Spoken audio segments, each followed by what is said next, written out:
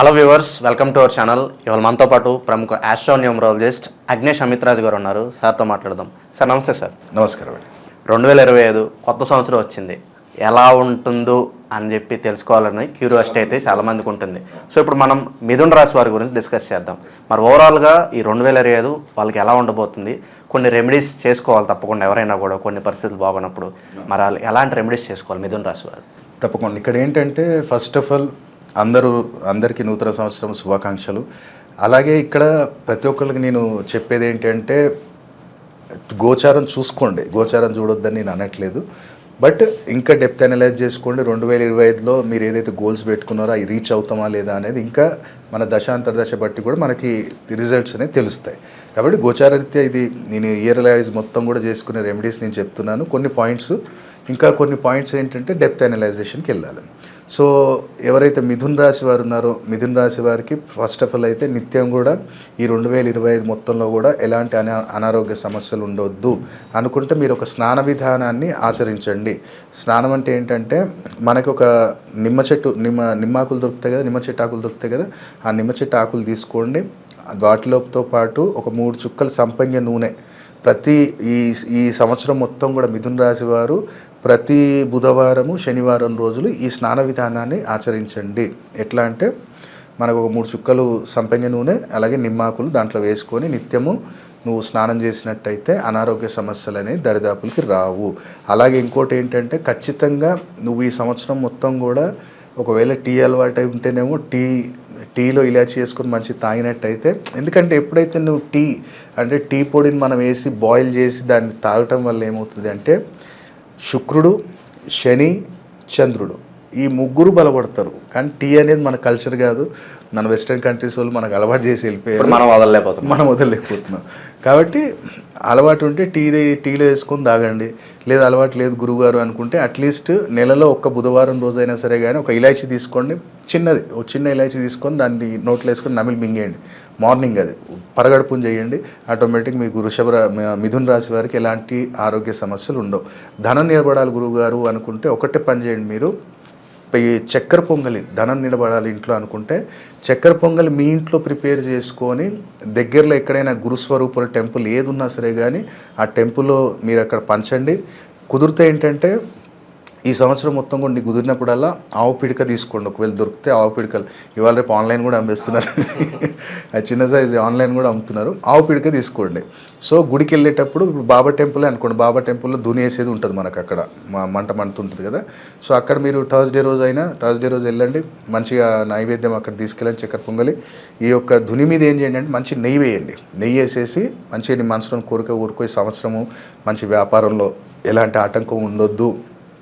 ఎందుకంటే ఇప్పుడు పర్టికులర్ మనం అర్థం చేసుకోవాలి, పబ్లిక్ కూడా మన ప్రేక్షకులు కూడా అర్థం కావాలి. పిడికేస్తే వల్ల ఏమొస్తుంది, కొంతమంది నాస్తికులు అంటారు పిడికేస్తే నాకు వ్యాపారం క్రాష్ అనుకుంటారు. రీజన్ చెప్తాను నేను. ప్లానిటరీ సిచ్యువేషన్ అనేది ఇది అడ్వాన్స్ ఆస్ట్రాలజీలో ఏంటంటే మేము ఎన్నో సంవత్సరాల నుంచి రీసెర్చ్ చేసే నోటి నుంచి ఏదైనా మాట వెళ్ళిందంటే దానికి నేను సైంటిఫిక్ రీజన్ కూడా చెప్తాను.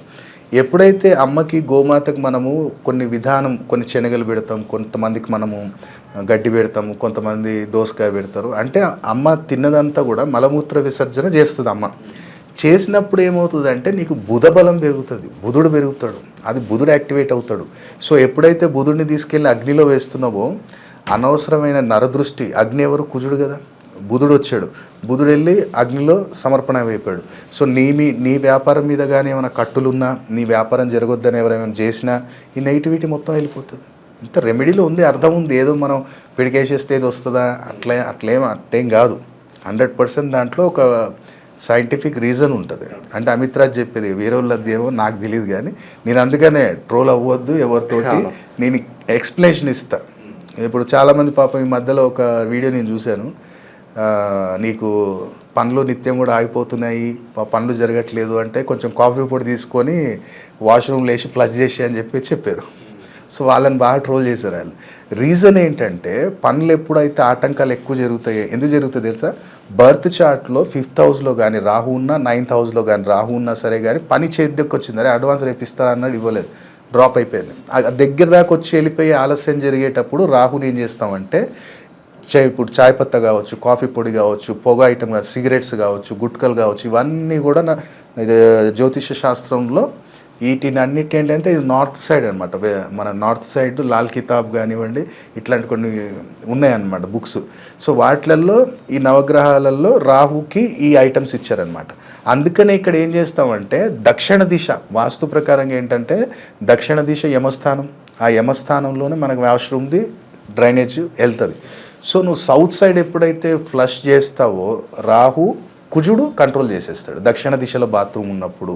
కాబట్టి చాలామందికి రివర్స్ అవుతుంది. కొంతమందికి ఏమవుతుంది వాయువ్యంలో ఉన్నప్పుడు వాళ్ళు అట్లా ఫ్లష్ చేసినప్పుడు ఏదో ఒక రివర్స్ ఇన్సిడెంట్ జరుగుతుంది, డబ్బులు ఖర్చు అయిపోవడం లేదా హాస్పిటలైజేషన్ అవ్వటం, దెబ్బ తగలటం.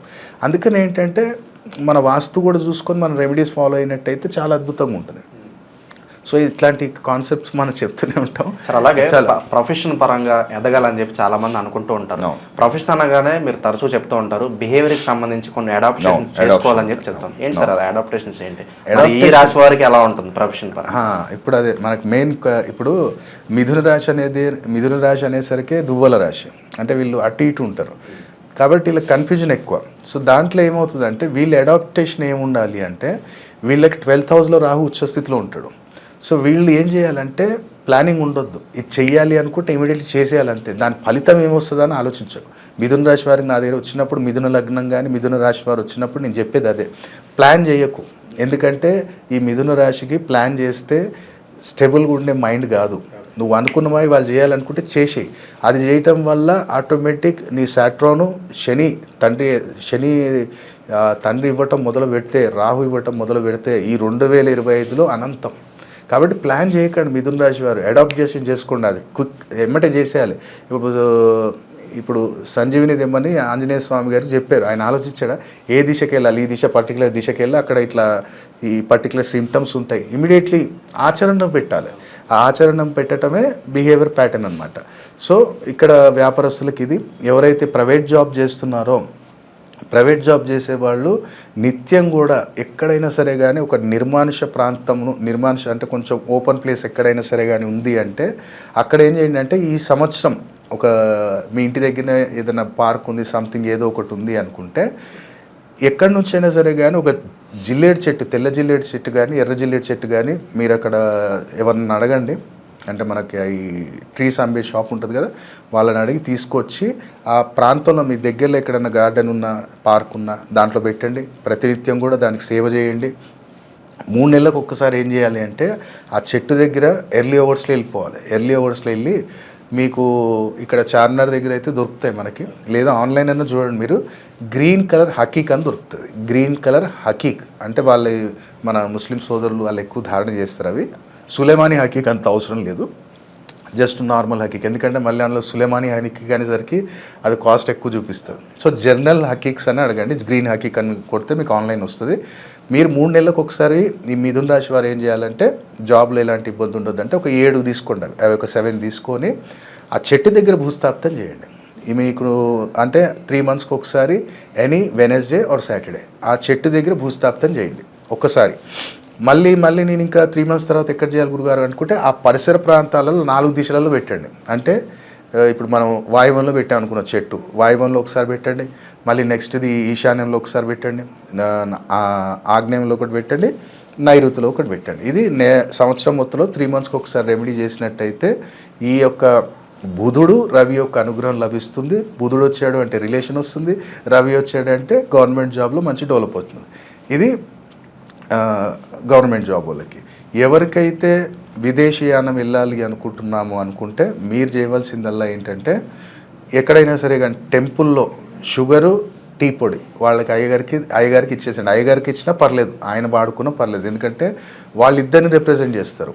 గురువు కేతుని ఇద్దరిని రిప్రజెంట్ చేస్తాడు ఆయన. కాబట్టి ఆయనకు ఆ వస్తువులు ఇవ్వటం వల్ల తప్పకుండా నీకు విదేశీయాన యోగం ఏర్పడుతుంది. కంటిన్యూ చేస్తే ఒక 5 వెనస్డేస్ చేయండి. దాని తర్వాత నెల మమ్మీకి చెప్పండి, అట్లా ఇస్తుండమని చెప్పండి, తప్పకుండా ఎలాంటి ఇష్యూస్ రావు. అలాగే ఎవరైతే వివాహానికి ప్రయత్నాలు చేస్తున్నాం గురుగారు ఈ 2025లో ఖచ్చితంగా జరగాలి మిథున రాశి వారికి అనుకున్న వారు ఎవరైనా సరే కానివ్వండి, ఈ మన పసుపు కొమ్ములు వస్తాయి కదా, ఒక 7 పసుపు కొమ్ములు తీసుకోండి, మీ తలపై నుంచి యాంటీ క్లాక్ వైజ్ ఒక 7 టైమ్స్ తిప్పండి. వాటిని తీసుకెళ్ళి ఎక్కడైనా సరే కానీ మామిడి చెట్టు దగ్గర కానీ, మేడి చెట్టు దగ్గర కానీ, జమ్మి చెట్టు దగ్గర కానీ వాటిని భూస్థాపితం చేసేయండి. ఇది కనీసం 5 వీక్స్ చేయండి, మ్యాక్సిమం సెట్ అయిపోతుంది. మీ మ్యారేజ్ అనేది ఎలాంటి ఇష్యూ ఉండదు. అలాగే శంకరయ్య అంటే శివాలయం ఎక్కడైనా, ఒకవేళ శివాలయం ఆంజనేయ స్వామి టెంపుల్ 2 కలిసి ఉన్నాయా, ఆ టెంపుల్లో జిలేబీ నైవేద్యం పెట్టి అక్కడ భక్తులకు పంచడానికి ప్రయత్నం చేయండి. తప్పకుండా వివాహంలో ఎలాంటి ఆటంకాలు ఉన్నా వెళ్ళిపోతాయి. సో ఇక్కడ కూడా ఇంకా చాలామందికి ఏంటంటే నేను ఎగ్జాంపుల్ చెప్తాను. అంటే నా దగ్గరకు వచ్చే క్లయింట్స్ మనం నేము నెంబర్ పెళ్ళి అయినా కానీ కొన్ని సందర్భాలలో విడిపోవటం. అంటే ఇక్కడ చూడండి, మగవాళ్ళల్లో 2 రకాలు. ఒకటి ఏంటంటే జాతకంలో కానీ, ఫర్ ఎగ్జాంపుల్ నేను చెప్తున్నాను, జాతకంలో ఈ యొక్క కుజుడు శుక్రుడు కలిసి ఉండటం, దానిపైన శని గాని దృష్టి రావటం. వీడు ఎట్లా అంటే అమ్మాయిని సెక్షువల్గా చాలామంది అంటారు కదా, నన్ను శారీరకంగా చాలా ఇబ్బంది పెడుతున్నాడు, వాడుకుంటున్నాడు, వాడికి బెజార్ వచ్చేస్తుంది, వీడు ఏంద్రా వీడు రాక్షసుల్లా ప్రవర్తిస్తున్నాడు. ఇది మన సిమ్టమ్ చెప్పొచ్చు. అంటే ఈ కాంబినేషన్ ఉంది అంటే ఇది. మళ్ళీ ఇంకోడు ఉంటాడు, వాడు అసలు సుఖపెట్టాడు భార్యని. అంటే భార్య దగ్గరికి వెళ్ళాడు, ఏదో సాకు చెప్తాడు, పని ఉందంటాడు, ఆడు వెళ్ళిపోతాడు. అది ఎక్కడ కాంబినేషన్ వస్తుంది? సేమ్ కుజుడు శుక్రుడు కలిసి ఉండటం, వీళ్ళ మీద కానీ కేతు యొక్క దృష్టి వచ్చిందా, ఆటోమేటిక్గా వాడు భార్యని సుఖపెట్టాడు. చూడడు, ఎంతసేపు నా పని పని పని తిరగటము ఇవే ఉంటాయి తప్ప నా భార్యతో కలిసి ఉందాము, ప్రేమగా మాట్లాడదాము, లేదా అంటే శారీరకంగా కావచ్చు మానసికంగా కావచ్చు సుఖపెడదామంటే ఆ యోగం ఉండదు. ఇది ఎప్పుడు చెప్పగలుగుతాం? మనం రాశి చూసి చెప్పలేం కదా. అందుకోసమే డెప్త్ అనలైజేషన్ అనేది చేసినప్పుడు డెఫినెట్లీ వాళ్ళకి ఒక మంచి రిజల్ట్ ఇస్తాం. కొన్ని సందర్భాల్లో ఏమవుతుందంటే, ఇప్పుడు వీళ్ళు రాశి ఫలాలు చూసుకుంటున్నారు, మార్కాస్థానాలని కొన్ని ఉంటాయి. మార్కాస్థానం అనేది 2 and 7th హౌస్ని మార్కాస్థానం అంటాం మనం. లేదనుకుంటేనేమో D7 చార్ట్లో గ్రహస్థితి ఏముందో అది చూస్తాం. చూసినప్పుడు నీకు ఈ దశాంతర దశ స్టార్ట్ అయింది బాబు, జాగ్రత్త. అంటే 2nd హౌస్లో నెగిటివ్ ప్లానెట్ ఉన్నా, లేదా 2nd హౌస్ లార్డ్ నెగిటివ్ ప్లేస్మెంట్లో ఉన్న, నెగిటివ్ నక్షత్రంలో ఉన్నా సరే కానీ వాళ్ళకి చెప్తాం, నీ ఇంట్లో ఏదో ఇన్సిడెంట్ జరగబోతుంది, చాలా జాగ్రత్త ఉండు. డాడీకి ఏమైనా ఇష్యూ అయిందా? ఎగ్జాంపుల్ ఏంటంటే, నేను ఒక క్లయింట్దే నేనేం చెప్పారంటే, బాబు నీకు ఈ దశాంతర దశ స్టార్ట్ అయింది, ఇంట్లో ఫాదర్ని జాగ్రత్త చూసుకో అని చెప్పాను. అతను ఓకే రైట్ అని చెప్పి లైట్ తీసుకున్నాడు. వాళ్ళ డాడీ ఏం చేశారు, ఎక్కడో మార్కెట్కి వెళ్ళి రిటర్న్ వస్తుంటే యాక్టివా మీద ఆ టర్నింగ్ దగ్గర ఇట్లా పడ్డాడు. ఆయన ఇటు సైడ్ పడ్డాడు. ఆ పడ్డప్పుడు ఇక్కడ ఈ తల దగ్గర గుద్దుకుంది బాగా బలంగా. గుద్దుకున్నప్పుడు ఈయన వచ్చేది ఇంటికి వచ్చి ఇట్లా జరిగిందని చెప్పేసరికి రైట్ అని చెప్పి వీళ్ళు పట్టించుకోలేదు. ఆ స్కానింగ్ చెప్పి ఇదేం చేయలేదు. 4 డేస్లో బ్లడ్ క్లాట్ అయ్యి అడ్మిట్ అయ్యారు. 13 days ఐసీయూలో ఉన్నారు, చనిపోయారు. సో ఇలాంటివి మనం వార్నింగ్స్ ఇవ్వచ్చు ప్రతిదీ. బాబు బైకిల్ జాగ్రత్త, వైఫ్ హెల్త్ జాగ్రత్త, పిల్లల హెల్త్ జాగ్రత్త, ఈ టైంలో బండి ఇప్పియకు, ఈ టైంలో కారు కొనకు. నేను సూర్య గారికి కానీ విశాల్ గారికి కానీ 2023లో చెప్పాను నేను, సార్ సెట్లలో జాగ్రత్త, కొత్త కారు తీసుకోవద్దు. వాళ్ళు నా వీడియోస్ ఉన్నాయి, మన ఛానల్లోకి వేస్తే మీరు అగ్నేష్ అమిత్రాజ్ వీడియోస్ అని కొడితే వస్తాయి మనకి. ఆ ప్రిడక్షన్స్ అన్నీ మీకు ఉన్నాయి అక్కడ. కాబట్టి మనము ప్రతిదీ కూడా వాళ్ళకు ముందు చెప్పగలుగుతాం, కానీ రాశి చూసి అన్నీ చెప్పలేం. డేట్ ఆఫ్ బర్త్ టైం ఉంటే దాని తగ్గట్టు మనం మీకు జాగ్రత్తలు చెప్పి మీకు లైఫ్ టైం కూడా ఒక సెక్యూర్డ్ ఉండేటట్టు రెమెడీస్ మనం సజెస్ట్ చేయగలుగుతాం. స్క్రీన్ మీద చూస్తుంది, ఇది ధనరక్ష యంత్రము. ఇది మనం ఇంట్లో పెట్టుకోవాలి.